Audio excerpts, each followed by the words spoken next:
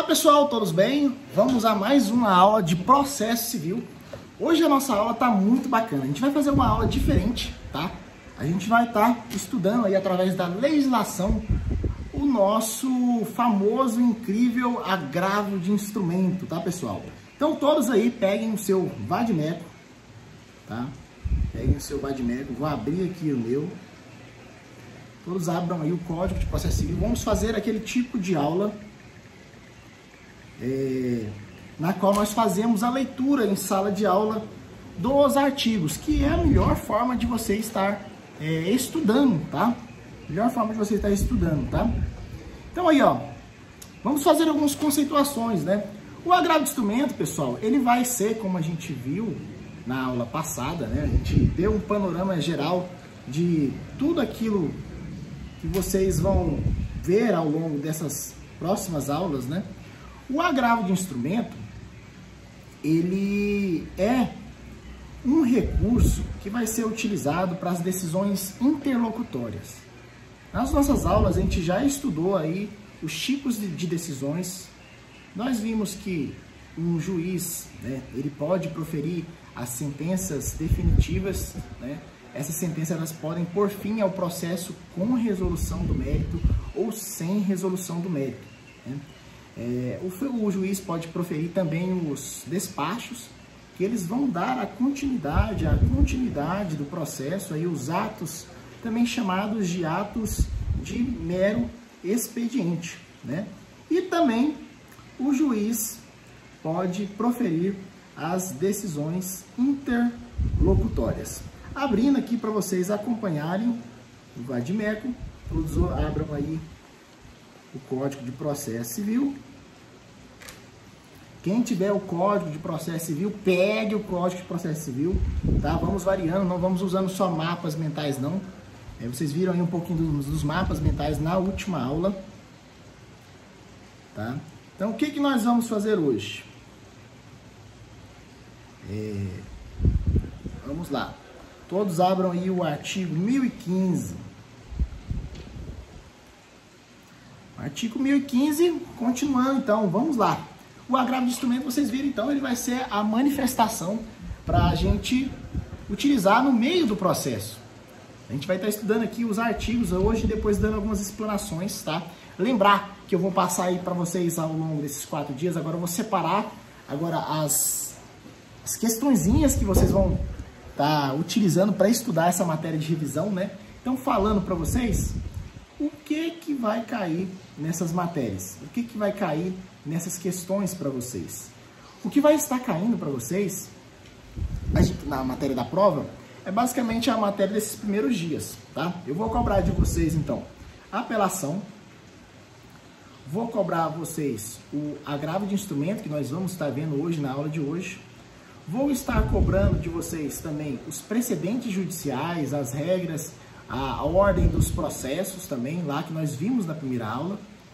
Vou estar cobrando de vocês também a teoria geral dos recursos, que nós já vimos ela, né? Tem aí a aula gravada para vocês. Dentro desses 4 temas, né? Desses 5, 6 temas, 7, mais ou menos seria isso. Vamos estar pegando também, às vezes, a aula de amanhã. A gente vai pegar a aula de amanhã também. Então, essa aí vai ser a matéria da prova que eu vou estar rodando. Não se preocupem, eu vou pedir para a coordenação rodar as provas com antecedência, mas eu vou mandar para vocês várias e várias questões para vocês treinarem isso aqui em casa. Tá? Vocês treinarem mesmo, chegarem na sala de aula craques e crocantes, tá bom? Então, vamos lá. 1015, todo mundo aí com o CPC. E eu vou falando aqui, a gente vai colocar aqui na tela para vocês, tá? Deixa eu colocar aqui para começar a gravar, também para ficar mais fácil, na tela para vocês aí, tá bom? 1015, todo mundo pega o vadimeco, nossa, esse aqui tá antigo, não vou nem pegar ele de exemplo, todo mundo pega o vadimeco, vai grifando aí as partes que eu falar que forem mais importantes, porque estudar também é com o vadimeco, tá? É com o vadimeco físico, tá? Isso aqui não substitui o vadimeco físico. Quem vai prestar o AB, quem vai fazer concurso público, tá? Precisa manusear o vadimeco, precisa se tornar mais fácil, mais simples, mais célere ali a utilização rápida do vadimeco, né? É o nosso instrumento de trabalho e ali é onde está concatenado todas as leis, né? E aí você tem de aprender a fazer a interconexão. Aqui vocês vão estar vendo nesse programa, por exemplo, que eu estou usando um aplicativo que é o Vadimeco Pro, tá? Tem tanto para Android quanto para Android como para quem não tem Android, iPhone, o sistema iOS, tem para todo mundo, tá?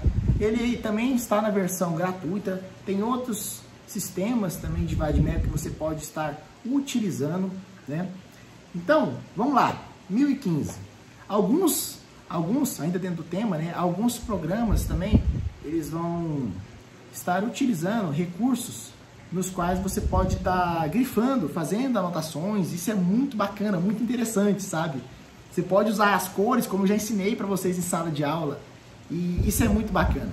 Então, cabe agravo de instrumento contra as decisões interlocutórias que versarem sobre 1015, né? As tutelas provisórias. Vamos lá, a gente vai analisando aqui cada um dos temas e comentando. Deixa eu ficar aqui meio de lado, porque aí eu consigo colocar a tela aqui bem para vocês assim, ficando mais fácil na hora que eu vou colocar para vocês aqui. Opa! Eita! Vamos lá. Mais simples assim. Opa! Aí. Vou colocar aqui do lado para vocês, para não me cortar, não dar confusão mental, tá? Então vamos lá. Cabe agravo de instrumento com as decisões interlocutórias que versarem sobre 1015. As tutelas provisórias, né? O capítulo aqui a gente está vendo no capítulo 10, mas deixa eu modificar a forma aqui. Tem uma forma aqui nesse aplicativo que ele vai colocar todo o texto de lei ao invés de ficar ele de forma... Aí, agora ficou certo. Aqui a gente vai ver agora o capítulo 3 do CPC, né? A gente começa dentro desse tema que a gente está olhando, né? Dos recursos, né? E a gente vai estar vendo aqui agora o 1015. Começando o 1015, a gente tem lá, primeiro tema, tutelas provisórias, né? Foi o nosso tema de estudo de agosto, que eu poderia falar várias coisas para vocês para revisar essa matéria, mas eu vou falar só pinceladas para vocês ativarem a memória e trazerem aí, ó, da memória de curto prazo, que ainda está em curto prazo, porque a gente viu em agosto, todo mundo tem que estar com isso aí fresquinho na ponta da língua, né? A gente viu as tutelas provisórias, a gente viu que no nosso novo CPC, as matérias foram divididas de forma muito inteligente no novo CPC, né? A gente não tem mais aquele antigo chamado processo cautelar, né? As tutelas provisórias foram divididas no CPC de forma que nós temos a divisão, né? Aqui seria interessante ter um quadro aqui para a gente desenhar também, como lá, mas a gente não tem. As tutelas provisórias foram divididas entre tutelas cautelares, né? E as tutelas antecipadas, tá? As tutelas antecipadas. Basicamente, as tutelas antecipadas satisfativas também, né? Porque a gente pede as cautelares de forma antecipada. Mas o objetivo delas, e é isso que vocês precisam entender, o objetivo delas é diferente, tá? Enquanto na tutela cautelar, que você vai estar objetivando a proteção, né? A cautela, como diz o nome, aí a gente tem de prestar muita atenção na origem das palavras, né? Naquilo que significa o significado verdadeiro das palavras. Cautela. Uma coisa que nós precisamos ali, ó, ter calma, cautela, né? Proteção. Está ligado à proteção daquilo que nós queremos atingir no caso concreto, né? Então, são situações de emergência, situações nas quais a gente vai precisar, então, ter essa cautelar, tá? Para defender o processo. Antigamente, no CPC antigo, antes da gente entrar de 2015, a gente tinha divisão do processo cautelar e a gente tinha basicamente um artigo para cada tipo de cautelar específica, tá? Isso foi modificado no novo CPC, de forma que as cautelares, elas ainda existem por si só, assim, de forma específica, como arresto, sequestro, bem como todos os outros temas que nós vimos nas aulas de agosto. A gente viu especificamente cada um, né? A gente mostrou também que existem cautelares que não são mais usuais, né? Que, por exemplo, aquela do cheque que nós mostramos para vocês, que é uma coisa que já foi extinta há muito tempo, a cautelar para retificação de títulos ao portador, bem como outras, né? Mas as cautelares, elas são importantes ser estudadas individualmente, porque mesmo que não exista mais especificamente, quando você vai entrar lá, acho que era o 317 em seguintes, mais ou menos aí que está localizado lá no CPC, né? Aqui eu não vou sair dessa página aqui, porque senão a gente vai perder o fio da meada. Então lá, quando nós estudamos aqueles artigos, né, a gente viu a importância que se dá, né, a tutela cautelar para a gente entrar com o processo principal. Eu sempre que eu falar de um tema que a gente está falando de recurso, a gente tocou em um ponto aqui e a gente vai revisar, porque é assim que a gente aprende. A nossa cabeça funciona pela repetição. É o decoreba, é o famoso decoreba, mas você repete, repete, repete, até aquilo lá virar um fundamento tão grande na sua cabeça que você não precisa mais repetir aquilo. Se torna uma coisa comum, como falar arroz, né, feijão, todo dia a gente come, basicamente. Então, agravo de instrumento contra decisões interrogatórias que versam sobre tutelas provisórias. Outro tema dentro das tutelas provisórias que a gente viu foi as tutelas antecipadas, né? Como eu falei, quando se fala tutela antecipada, a gente está falando, na verdade, da tutela cautelar, ou da tutela antecipada satisfativa, né? Que seria que a gente viu aí, a gente fez um link com a nossa famosa preliminar, né? A preliminar que está no início do processo, aquele que está ali na base, no cerne ali, inicial do processo. E a gente viu a diferença de cada uma delas. A gente viu que tanto as cautelares quanto as... Não, na verdade as antecipadas satisfativas, elas normalmente vão vir no meio do processo. A gente viu que as cautelares, elas podem ser principalmente utilizadas aí, ó, no início do processo, tá? De forma antecedente. Grave essa palavra aí para quem não pegou o processo civil 4 comigo. De forma antecedente, antes do pedido principal. E esse pedido principal, ele vai ter de iniciar aí no máximo aí em 30 dias, tá? Você fez a cautelar, foi deferida pelo juiz, você tem um prazo de 30 dias para entrar com o pedido principal. Isso é muito importante, como diz o nosso famoso Cristiano Chaves, é de uma natureza solar, tá? É de uma natureza solar isso. E dentro desses 30 dias, você tem de observar todos os requisitos lá da legislação, tá? Principalmente no que concerne aí, entrar com o pedido de tutela cautelar antecedente, a gente vai ter de constar lá o valor da causa, bem como todos os aspectos materiais referentes e processuais, né? Como legitimidade e todos os outros requisitos da ação, a gente vai ter de constar aquilo lá, tá? Então, vai caber o agravo de instrumento, porque o agravo de instrumento aqui, para as tutelas cautelares, a tutela cautelar, mesmo que seja de forma antecedente, vai se consistir em quê? Muito bem, quem pensou na palavra vai se constituir uma forma de decisão interlocutória, que eu falei no começo da aula, acertou. O mérito do processo, né?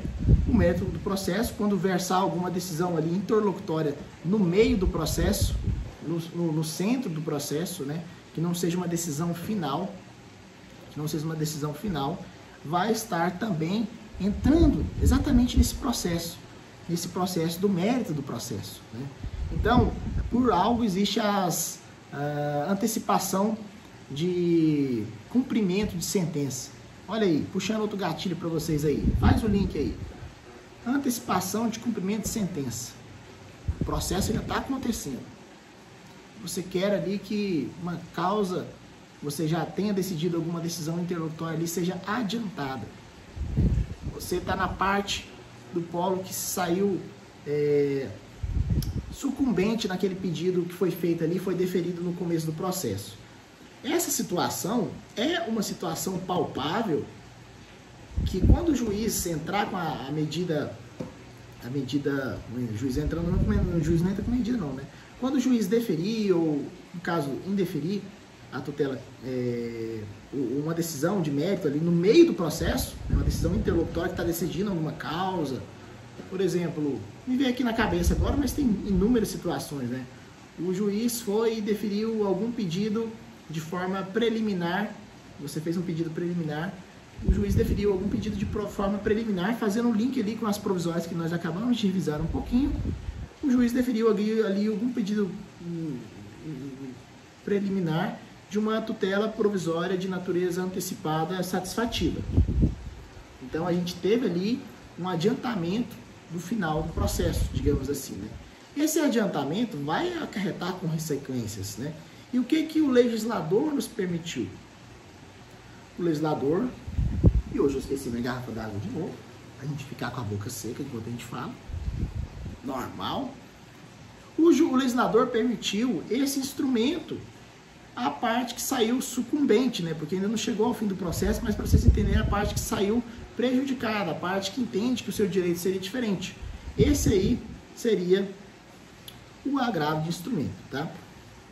Então, outra forma que cabe o agravo de instrumento é contra a rejeição de alegação de convenção e arbitragem, tema que nós já estudamos também em agosto.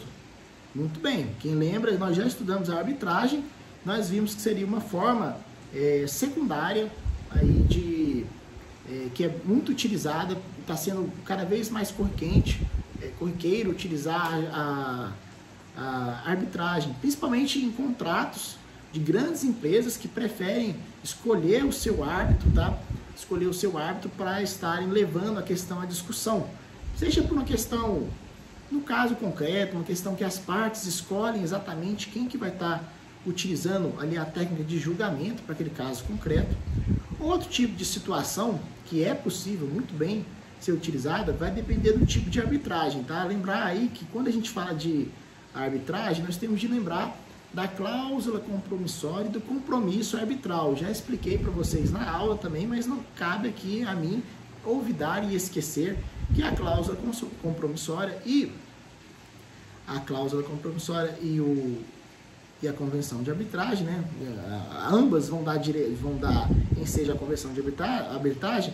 A diferença basicamente delas é que uma é para o futuro e a outra é para o passado, quanto à origem que a originou. Perdão a redundância, né? O pleonasmo. Quanto à origem que lhe resultou no nascimento, nós podemos então observar exatamente isso que eu trouxe para vocês, tá bom? Outra questão, aí, ó, inciso 5º, quem está acompanhando. Ó, grife aí tutela provisória, tá?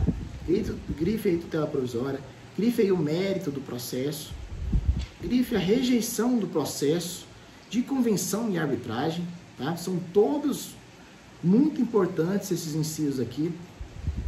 Outro tema, esse aqui é para colocar cerejinha no bolo, sabe aquela... A gente vai colocar o bolo e põe aquela cerejinha que é feita de chuchu, na verdade, não sei se vocês sabem, né? Aquela cerejinha nem é cereja, é chuchu. Acreditem, é artificial aquilo lá.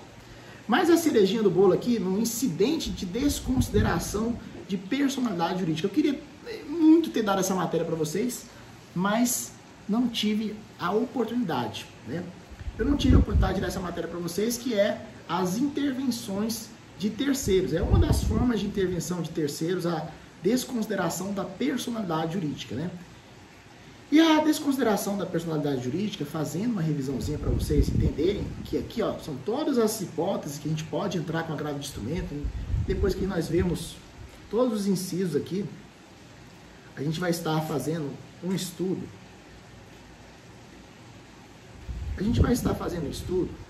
Deixa ele converter aqui. Aí, ó. A gente vai estar fazendo um estudo a respeito de uma discussão doutrinária, né? E aí, será que seria uma situação que esse artigo que nós estamos vendo aqui, que o legislador nos colocou, é uma situação na qual as hipóteses que estão aqui sendo elencadas, né, são hipóteses nas quais o legislador ele colocou tudo aquilo que ele queria colocar, né? São hipóteses taxativas. Eu pergunto, vai reflexionando aí em casa. Você acha que o legislador colocou tudo aquilo? A gente sabe que a forma de legislar, o legislador ele pode escolher formas que são taxativas e escolher outras formas que são exemplificativas, né? Então, são duas hipóteses. Deixa isso aí, vai matutando aí, que a gente vai continuar quanto rapidinho a desconsideração da personalidade jurídica. Desconsideração da personalidade jurídica. Duas teorias. Teoria maior. Eu quero que você lembre, toda vez que falar teoria maior, você vai lembrar do Código Civil, que é enorme. Mais, né? Desse tamanho. E a teoria menor, você vai lembrar do Código do Consumidor. Tá? CDC. Código do Consumidor. Teoria maior vai proteger mais a parte hipossuficiente ali na relação, que é exatamente o consumidor ali. Pensa aí, ó. Imagina a situação aí, ó. Use sua empatia. Coloque-se no lugar do próximo. Veja o sofrimento alheio. Imagina ali o vendedor, né? Vendedor, o vendedor menorzinho. Ou não, imagina o consumidor mesmo. Fica melhor. Imagina o consumidor diante de uma empresa enorme, uma Coca-Cola da vida, uma Pepsi, umas Casas Bahia, excelentes empresas que eu consumo lá, tá? Recomendo. Então é isso o negócio. Imagine situações na qual existe uma grande empresa e também ali, ó, na parte inferior tem uma relação de consumo ali, que a parte hipossuficiente, que é o consumidor, se saiu lesada, se saiu prejudicada.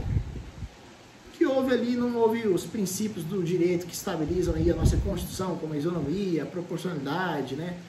Não houve esses princípios ali para estabelecer a equidade. Equidade seria a justiça. Lembrar que a equidade aí é tratar de forma justa a todos.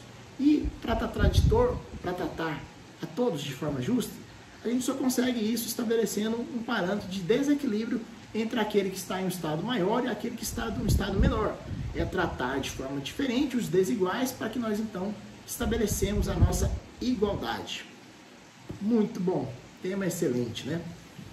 Então, voltando aí, ó, a teoria menor do Código do Consumidor, ela vai ter menos requisitos, né, para que a gente utilize a desconsideração da personalidade jurídica que está lá no CDC, que é situações para que ali, ó, onde houve uma situação negativa prejudicando o consumidor e haja ali uma empresa grandiosa, multuosa, que haja confusão patrimonial ou que haja prejuízo à parte hipossuficiente, que é o consumidor, nesse tipo de relação, os requisitos elencados pelo legislador, pela legislação, eles são bem menores, são mais fáceis para você que vai atuar como advogado.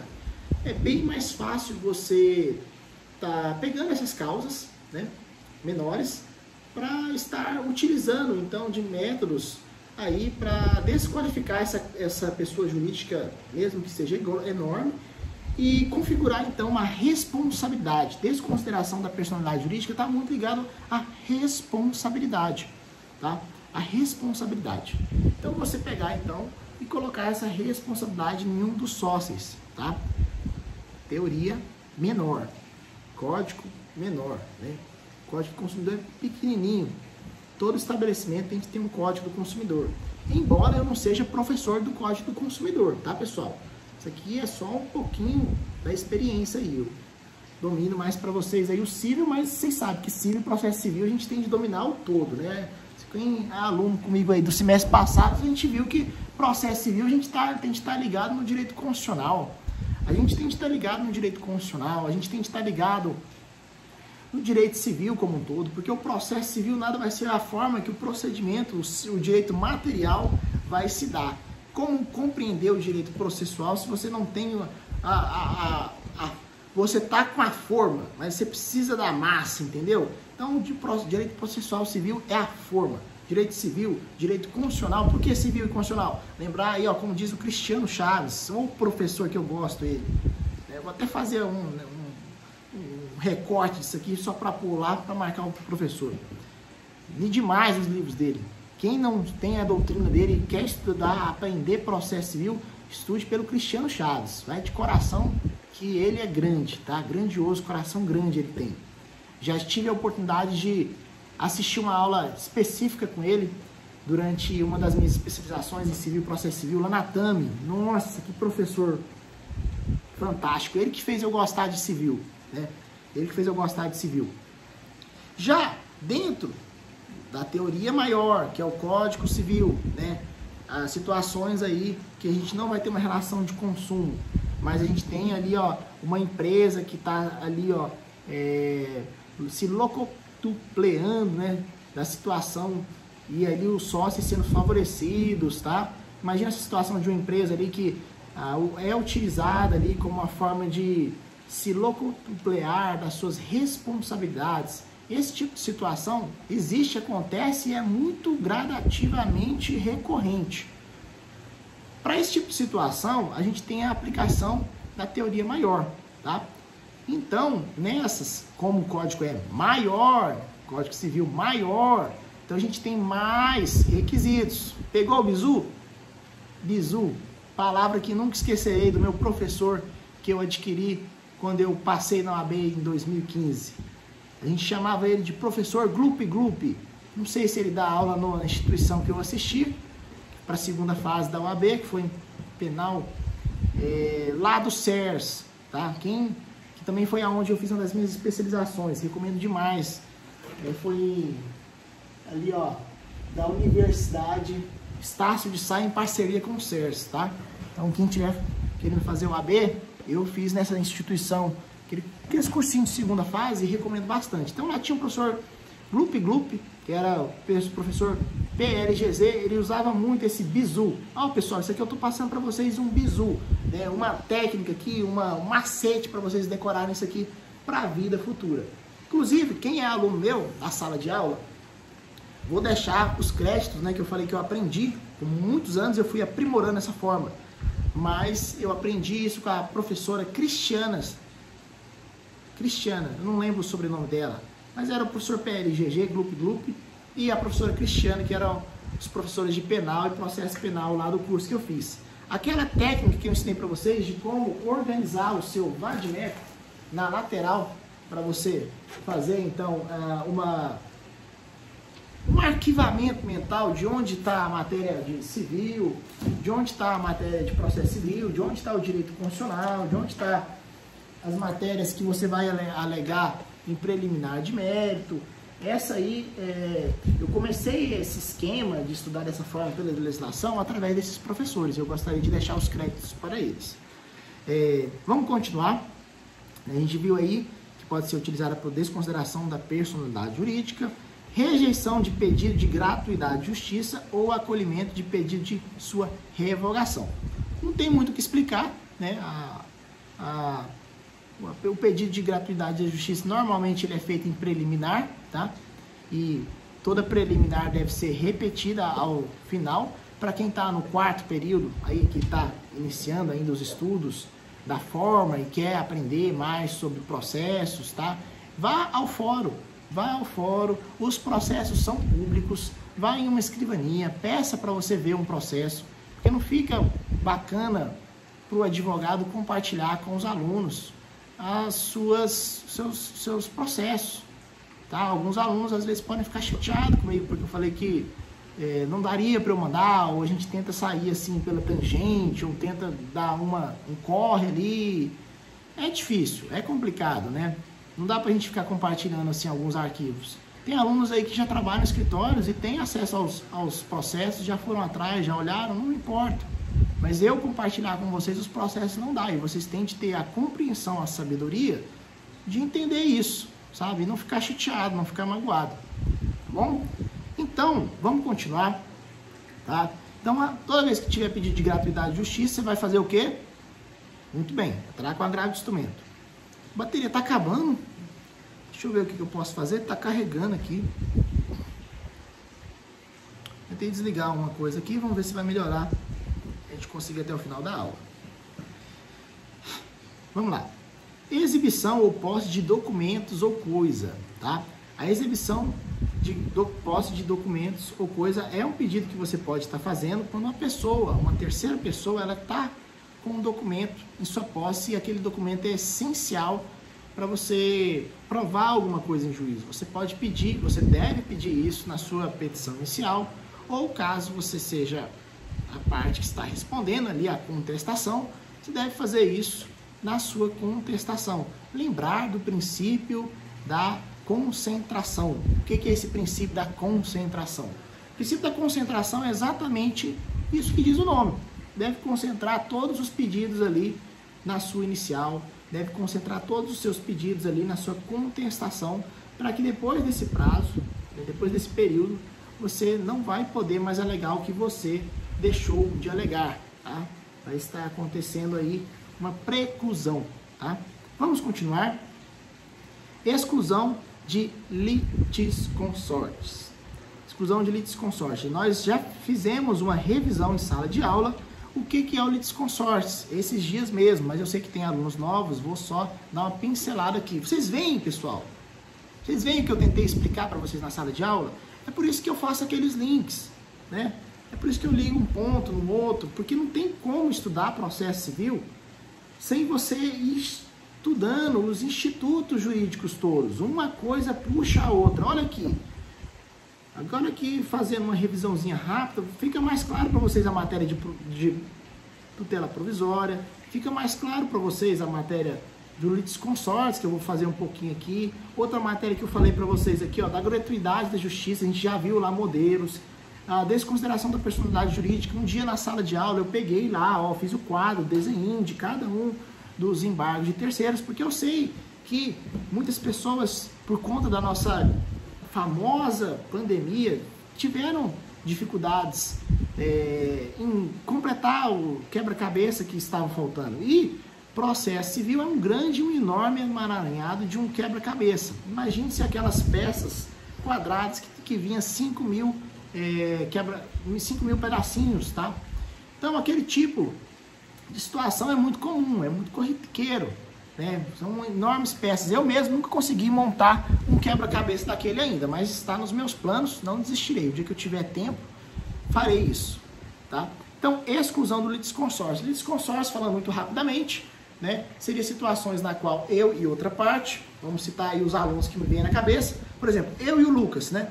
Eu e o Lucas queremos entrar contra, vamos pensar aqui, o Fábio. Eu e o Lucas queremos entrar contra o Fábio. Dependendo da situação, se eu e ele formos obrigados pelo tipo de relação que vai dar a sentença, ou se eu e ele formos obrigados pela legislação, a gente tem o nosso litisconsórcio ativo, porque nós somos nós dois contra o Fábio, necessário. Se for uma situação que a gente pode, mas não quer entrar junto, litisconsórcio ativo facultativo. Inverte os polos, sou eu entrando contra o Fábio e o Lucas. Situação número 1, obrigatoriedade. Litisconsórcio passivo, que está do lado de lá, necessário. Outra situação, situação número 2. Vou entrar contra os dois, mas é uma situação ali facultativa. Litisconsórcio passivo facultativo. Só tem esse núcleo aí. Tem outras peculiaridades, mas para revisão, em 2 minutos a gente revisou o litisconsórcio inteiro. Vamos lá. Rejeição do pedido de limitação do litisconsórcio. Aqui, a gente tem um tipo de litisconsórcio que nós estudamos, que é o litisconsórcio multitudinário. Grave essa palavra que vai cair na sua AB. Pode colocar aí, ó. O professor Diogo falou que vai cair na AB. Coloca um coraçãozinho e uma estrelinha assim, uns 1000 pontinhos assim, você estude isso. Já caiu muito em questão de prova isso, já caiu na minha questão de prova de algum concurso que eu tenho feito, que eu não vou me recordar qual, mas foi em algum de procuradoria. Então, pessoal, preste muita atenção nesse tema. Vamos prestar atenção nos significados da palavra. Limitação de litisconsórcio. Por que limitar um litisconsórcio? Se for limitar um litisconsórcio, com certeza vai ser uma situação por uma grande urgência, por uma grande questão que, se não houvesse aquela limitação, poderia ocasionar outras consequências piores para o caso concreto. Seria exatamente isso aqui que nós estamos vendo, né? Vamos imaginar, faz de conta que um processo, vamos falar de uma coisa atual agora, 1, 2, 3 milhas. Tá corriqueiro e famoso esse tema aí. Uma grande empresa que todo mundo aqui já comprou pelo menos alguma vez na vida, ou não, né? Mas já ouviu falar, ou tem um amigo que conhece uma pessoa que já comprou, e é uma empresa agora que está em recuperação judicial. Eu até vi uma publicação que eu morri de rir, que era o processo virtual desse caso, e ele tinha mais de 60 mil páginas. Dessas 60 mil páginas que ele tinha, acho que as 60 mil era com o número e a qualificação que eu passei para vocês em sala de aula, de todos os litisconsórcios ativos, de todas as pessoas. Eu não peguei o processo, mas acredito que seja isso, que quem está no polo passivo é 1, 2, 3 milhas, né? De todas as pessoas que estão ali aguardando. né? Todas as pessoas que estão ali aguardando o resultado daquele processo. É gente pra caramba. Eu não consigo nem contar isso em uma mão, 2 mãos, né? Vocês entenderam? Então, pessoal, é uma situação complexa. Isso aqui vai ser utilizado para situações complexas, situações de difíceis resolução, né? Então, situações de difíceis resolução, nós vamos ter isso aqui. Então, imagine essa situação. Então, esse tipo de situação que tem muitas pessoas é chamado de multidão. Nós temos uma multidão. Litisconsórcio multitudinário. Agora vocês entenderam o termo da palavra e a gente fica mais fácil. Então, rejeição do pedido de limitação do litisconsórcio. Então, esse pedido pode ser feito para ter a limitação. Caso seja rejeitado, é uma das hipóteses que nós podemos entrar com um agravo de instrumento.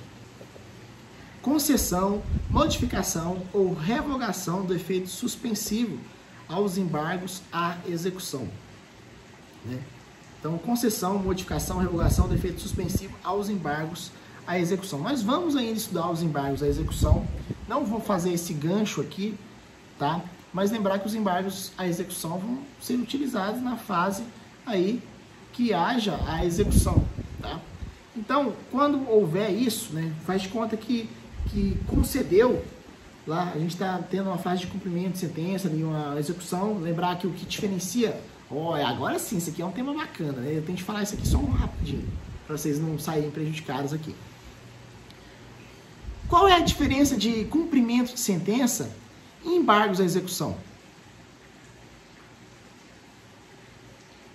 Toque, toque, toque, toque, toque, toque, toque. Pensa um pouquinho aí. Embargos à execução. Os embargos à execução vão ser utilizados na execução. Tá? Nós temos o cumprimento de sentença. Quando o advogado ali iniciou um processo de cumprimento de sentença, nessa situação a gente vai ter a impugnação. São 2 peças diferentes, tá? Os embargos de execução, eles vão ter ali uma natureza como se fosse de resposta, tá? Já a impugnação tem ali uma natureza como se fosse uma contestação. Esse é um ponto assim para vocês entenderem a lógica da situação.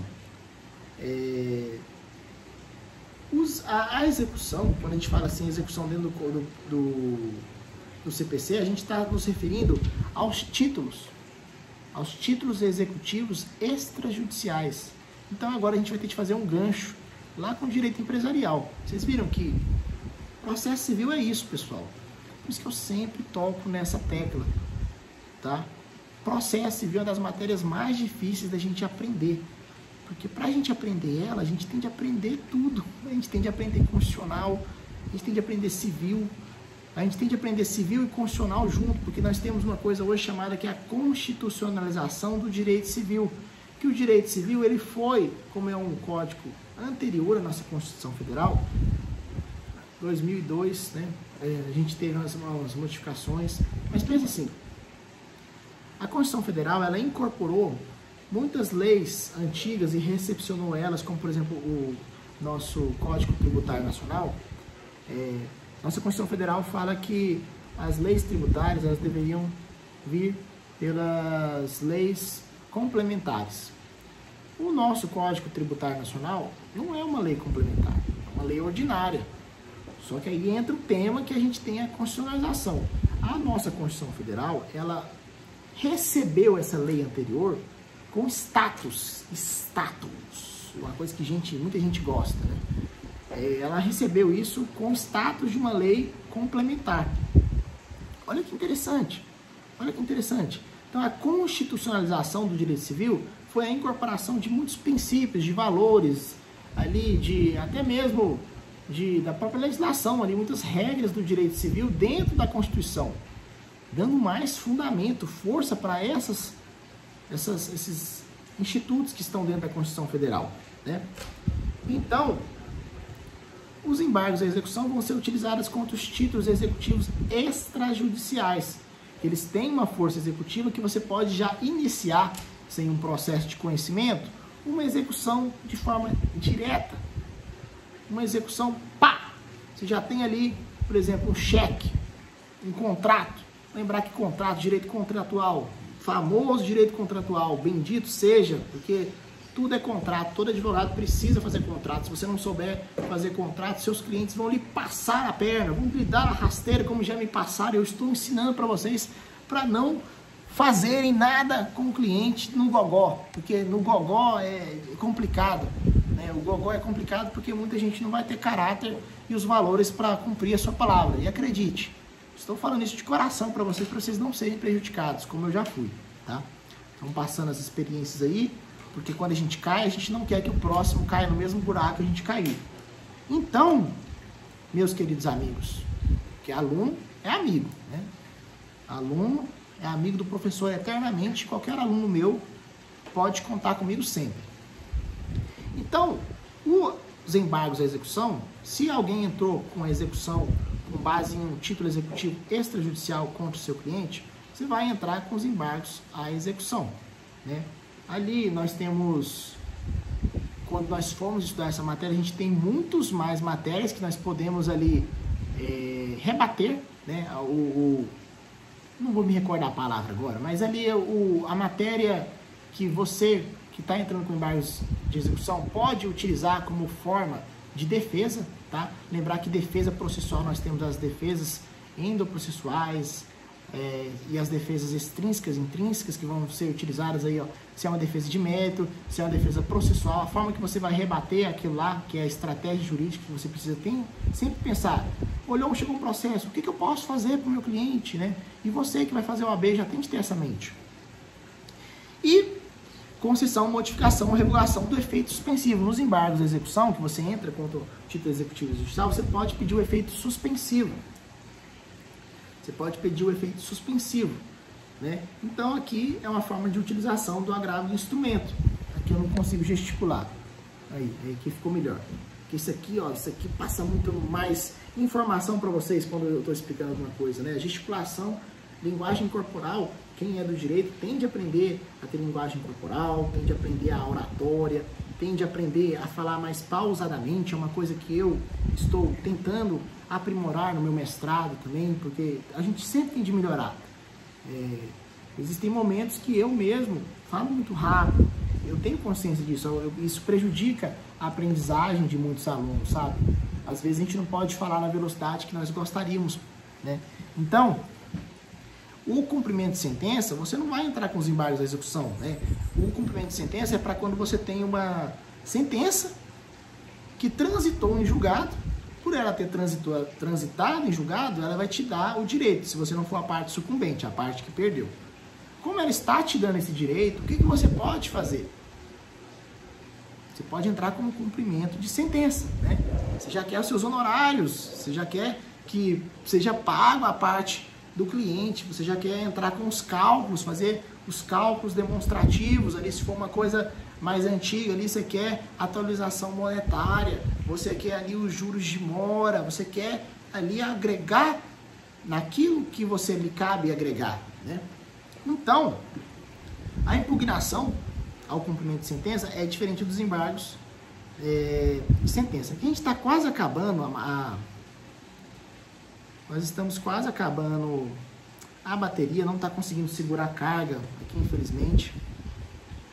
Então, eu vou continuar aqui a matéria até na hora que a gente acabar a tema. Vou tentar reduzir a tela para vocês aqui, para ver se a gente consegue manter mais tempo aí. Vamos lá.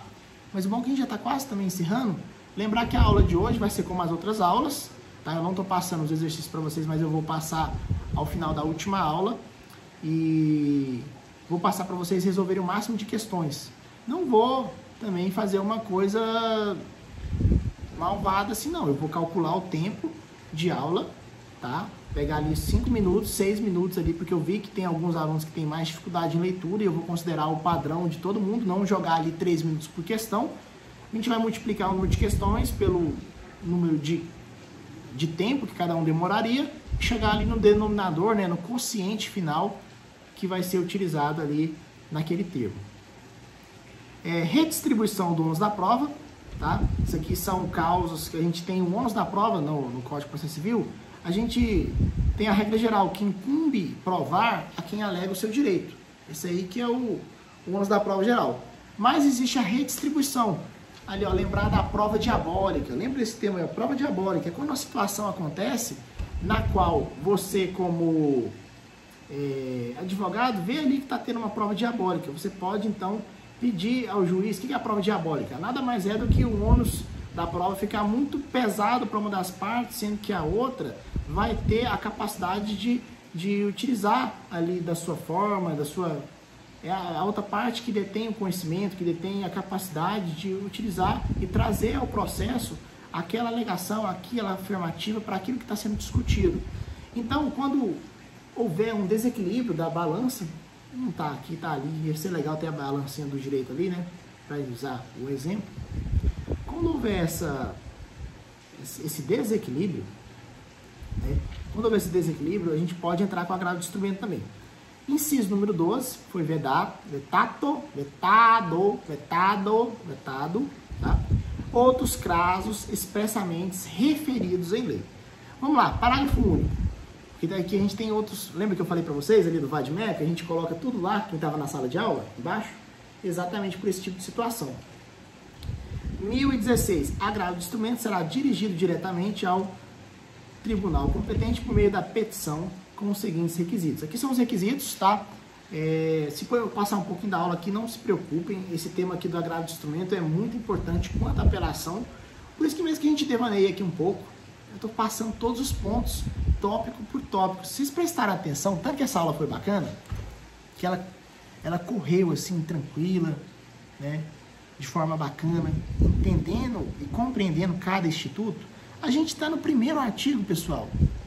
A gente está no primeiro artigo, a gente estudou praticamente inúmeros institutos aqui do direito, de forma rápida, de forma rápida e acelerada. Porque tem coisa que a gente tem de fazer muito rápido na nossa vida. A gente tem de aprender rápido. Para a gente ter os nossos momentos felizes com a nossa família, para a gente ter a alegria, o bem-estar de estar sentindo a vida correr no nosso sangue. Hoje mesmo, você está assistindo essa aula aqui no dia 13 de setembro de 2023, datando aí, né? Você já viu o tanto que você é abençoado? Você que está assistindo. O tanto que Deus é bom, o tanto que Deus foi bom comigo, o tanto que Deus está sendo bom com você. Como assim, professor? O que é isso que está falando? O que tem a ver religião agora? Independente da sua religião, Deus foi bom com nós. Nós estamos aqui, estamos respirando. Deus é bom. Outras pessoas queriam estar aqui e não têm essa oportunidade. Já pensou? Já para pensar no próximo. Quanta gente foi dormir ontem e não acordou hoje? Quanta gente queria estar no seu lugar, estudando aí, ó, estando no 10º período, formando em direito, uma grande conquista. Parabéns. Você que está no 4º período, força, você vai dar conta. Eu estou aqui para fazer você dar conta, para você chegar lá, mesmo quando vocês não forem meus alunos, todo mundo tem meu número aí, tá? Todo mundo dá conta, tá dentro de vocês aí. Quando você passar a acreditar em você, você vai subir. Foi assim comigo também. Por muito tempo eu tinha dificuldade de acreditar em mim mesmo, né? De saber da minha capacidade. E eu não sou melhor que ninguém, pessoal. Eu já passei por muita coisa, né? Tirando aí, eu aqui, eu tô falando pra vocês mesmo. Vocês aí da turma, que são 19 pessoas, basicamente, né? 20. Eu acho que tá com 20 pessoas agora. Vocês aí, vocês mesmos, 20 pessoas que eu conheço um a um, olhando um a um. Eu poderia falar o nome de todos aqui, mas eu me esqueço. A gente vai pegar a chamada aqui, mas me vem aqui na cabeça o Fábio, o Lucas, que eu já citei aqui na aula de hoje, né? A Clis, a Alana, a Cristina, a Amanda, tem 2 Amandas novas agora, a Rosângela, o Rodrigo, quem mais? Ó, me perdoem se eu esquecer alguém, tá? A memória também, às vezes é difícil, né? Todo mundo consegue, vocês estão vendo aí quem acompanha aí, ó, acordando de madrugada. Não é porque eu quero, não, é porque eu preciso. Eu preciso correr atrás dos meus sonhos. Todo mundo tem sonhos aqui. E se você esquecer seus sonhos, você esquece quem você é. Se você esquecer seus sonhos, você esquece aonde você pode chegar. Então nunca deixe ninguém falar que você não consegue. Às vezes você vai ter que precisar se esforçar ao máximo para provar, não para os outros. Eu já tive essa fase também de querer provar para os outros. Se por acaso aqui algum dia isso aqui chegar num amigo meu que me conhece de verdade, ele vai ver, caramba, né? Mas foi difícil, está sendo difícil, é difícil. Se não fosse difícil, não valeria a pena. Se não fosse difícil, não valeria a pena, né? Então tudo que é difícil, tudo que é trabalhoso, vale a pena. As coisas fáceis vão embora fáceis. As coisas difíceis duram a vida inteira. As coisas difíceis duram a vida inteira. Então sempre vou ter isso aqui, ó, de passar um pouco da minha experiência, das coisas que me fizeram mal. Porque tem aquela lição que eu falei para vocês, o mais importante não é a nota. O mais importante é a lição. Que graça de Deus se eu puder falar uma palavra para vocês e vocês não passarem por uma coisa que eu passei, que eu queria ter evitado. Que graça. Se um aluno aqui evitar um percurso no futuro que ia tirar do caminho correto, um caminho que ia causar um dia de tristeza, um dia de sofrimento, e com uma palavra que ia modificar o seu dia, deixar o seu dia mais leve. Nossa, você não sabe tanto que isso aqui me alegra mais que você tirar um 10. Né? Conhecimento é poder, pessoal. Não é só o jurídico, não. Vocês não têm de ler só livro de direito, não. Vocês têm de ler livros também que vão mudar a sua mente, mudar a sua forma de pensar, tirar os padrões da sua mente, os padrões que as pessoas limitam a sua mente, os padrões que as pessoas tentam te controlar. Porque quando você deixa as pessoas te influenciar, você deixa de ser você. Lembra que a gente é a soma das 5 pessoas que nós mais convivemos. Se nós somos das 5 pessoas que nós mais convivemos, vamos conviver com pessoas boas. Às vezes é necessário se afastar de pessoas que nos fazem mal. Isso também é evoluir. E quando você estiver mais evoluído, você pode retornar para ajudar essas pessoas. Porque a gente tem que ter gratidão por todo mundo. A gente é a soma de todo mundo que nós vimos, falamos, ouvimos, vimos, sentimos até hoje. A gente tem que ter gratidão do nosso passado. A gente não tem que ter vergonha do nosso passado. Todo mundo já fez alguma coisa no passado que queria mudar. Mas a gente não pode voltar para trás, a gente só pode ir para frente. Por que você vai ter vergonha do seu passado? Você é, hoje, algo graças ao que você foi. Aí seria fantástico você voltar lá atrás com a mente que você tem hoje, mas ainda não inventaram a máquina do tempo, acredito eu. Então vamos continuar, para terminar. 1016, aqui a gente viu, né, os requisitos. Os requisitos. O nome das partes, a exposição de fato do direito, as razões do pedido de reforma ou invalidação da decisão e o próprio pedido, o nome e o endereço completo dos advogados, constantes do processo.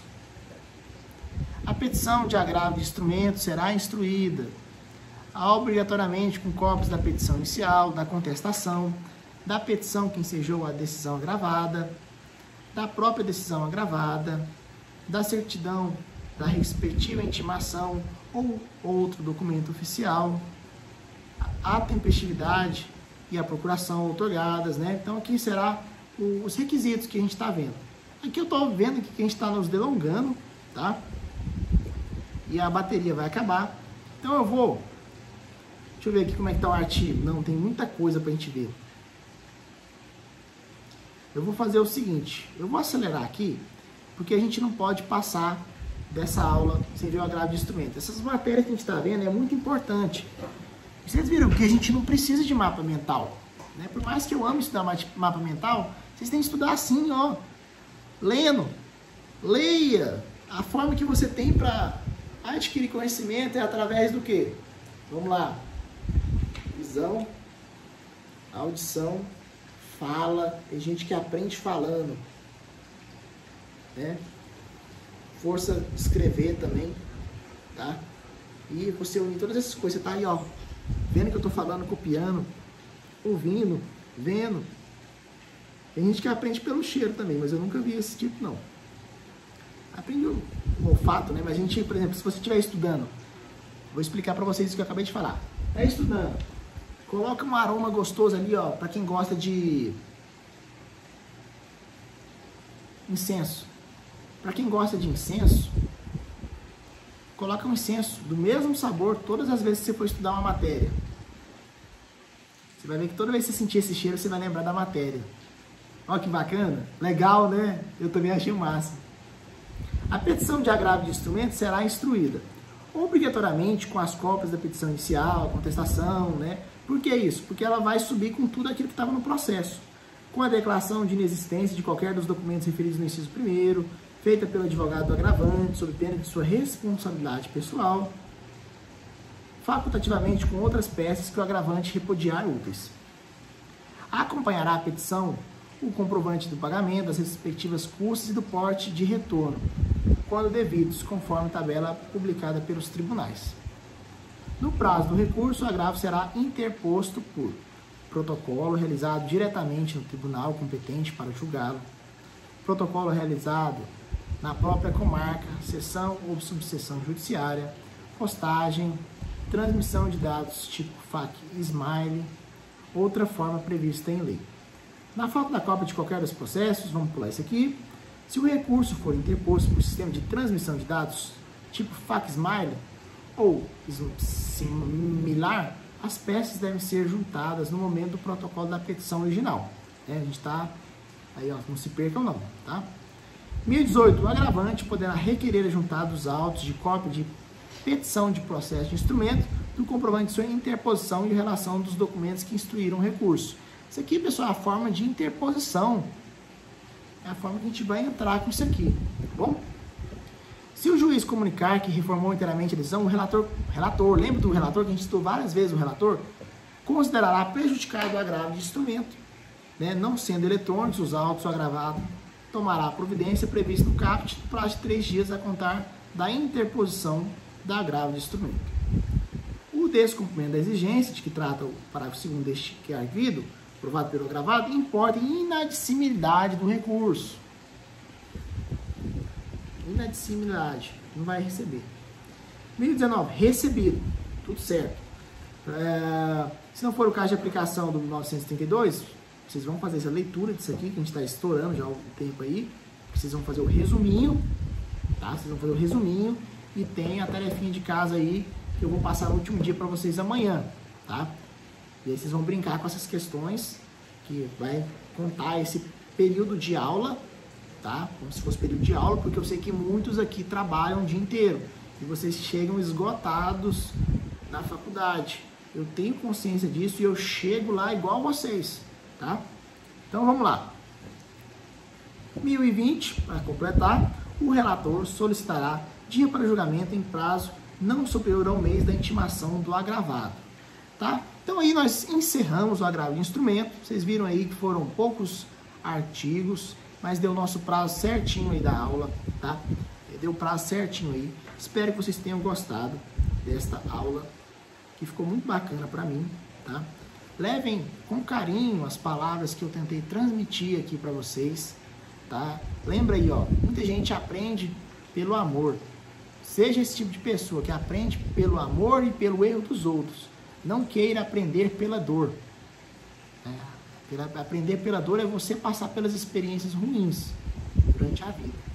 Se você aprender pelo amor, você vai sofrer menos, tá? Então é isso aí que eu queria passar para vocês, tá? Boa quarta-feira. E amanhã nós temos a última aula online e a gente vai conversando lá pelo grupo dos alunos, certo? É isso aí e até a próxima aula.